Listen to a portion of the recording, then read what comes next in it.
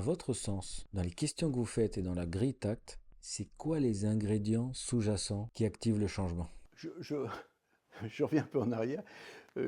C'est un truc central, ça. La stratégie est première, et l'hypnose, comme toutes les autres techniques, vient s'y inscrire comme autant de moyens. Voilà. La séance d'hypnose vient s'y inscrire comme autant de moyens. La stratégie est première. Cette stratégie, elle est en partie dans l'esprit ericksonien, puisque c'est une stratégie qui présuppose que la personne a des ressources, des capacités propres auxquelles nous, on n'a pas accès et qui vont lui permettre sans doute, s'il y a un cadre suffisamment fiable et créé, pour qu'elle puisse faire les modifications qu'elle a à faire. Qu'est-ce qui sous-tend ça? Ce qui sous-tend ça, c'est la croyance, enfin, effectivement, la conviction, quelque part, que à la fois personne de l'extérieur ne peut modifier quelque chose à l'intérieur de l'autre, c'est-à-dire que moi, en tant que thérapeute, je n'ai pas de capacité à modifier ce qu'est l'autre. L'autre va rester ce qu'il est, mais que, en même temps, je peux créer des situations, un cadre, faire des suggestions qui lui permettent, tout en étant toujours ce qu'il est et en gardant ses convictions et ses croyances, et peut-être même en utilisant ses convictions et ses croyances, d'avancer, de modifier, de changer ce qui lui sera utile. Voilà, c'est ça qui est en filigrane, avec en corollaire le fait qu'à la fin de la course, je ne saurais rien.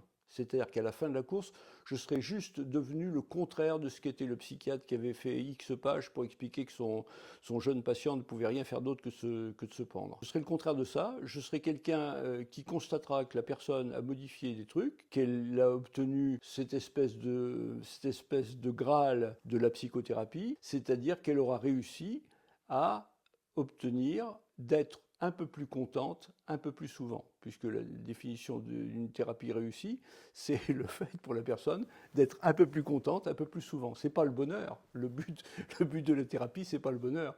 Le but de la thérapie, c'est pas non plus que tout redevienne comme avant. C'est quelque chose qui nous est demandé souvent, mais c'est que la personne soit un peu plus contente un peu plus souvent et que, à nouveau, elle puisse reprendre le cours de sa vie. L'idée des cycles de vie chère à Erickson, enfin, l'idée de la fluidité de la vie, voilà. Alors pour répondre aussi à cette question sous une autre forme, c'est la personne, elle est bloquée dans son réel. Elle ne voit pas de solution.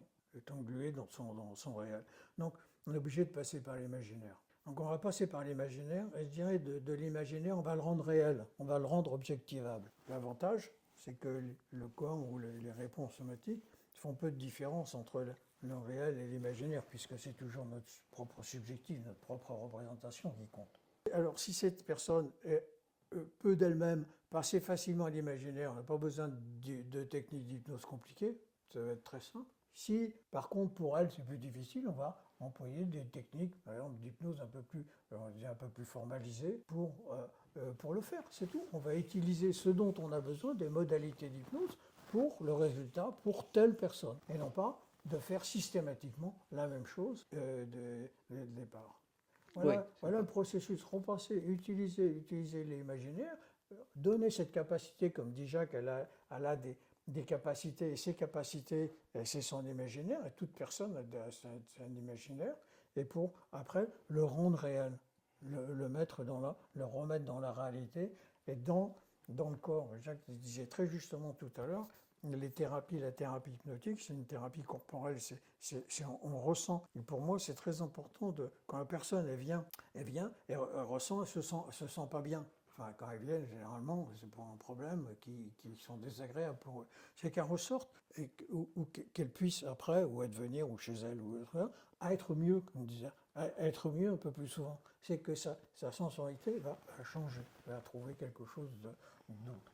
Voilà un peu le fil, le ressort. Après, bon, on a des petites techniques, on utilise aussi, bien sûr, ce qu'on appelle nos outils de communication, les métaphores, les suggestions, etc., enfin, tous les recadrages, les prescriptions.